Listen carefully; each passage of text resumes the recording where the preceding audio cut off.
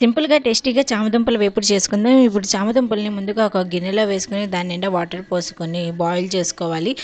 చామదుంపలు సగం బాయిల్డ్ అయ్యాయి అనుకున్నాక ఇలా వాటర్ లెవెల్ తగ్గాక కొంచెం ఉప్పు వేసుకోవాలి. తర్వాత ఇంకో అరగంట పాటు ఉంచుకుంటే మనకి చామదుంపలు మెత్తగా ఉడుకుతాయి.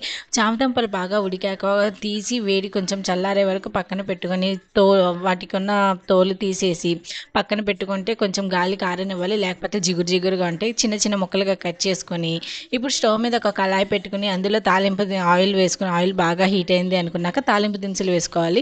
మినపప్పు, పచ్చెనపప్పు, జీలకర్ర, ఆవాలు ఇలా తాలింపు దినుసులు అన్నీ వేసుకుని బాగా వేగాయి అనుకున్నాక ముందుగా మనం కోసి ఉంచుకున్న ఈ చామదుంప ముక్కలను కూడా వేసేసుకోవాలి. వీటితో పాటు పసుపు, ఉప్పు, కొంచెం కరివేపాకు వేసుకొని స్టవ్ మీడియం టు హై ఫ్లేమ్లో పెట్టుకొని వేపుకుంటే కరకరలాడే చామదుంపల వేపుడు అయితే రెడీ. మీరు కూడా ట్రై చేసి టేస్ట్ ఎలా వచ్చిందో కామెంట్స్లో చెప్పండి. ప్లీజ్ సబ్స్క్రైబ్ రాధమ్మ వంటలు. ఒక లైక్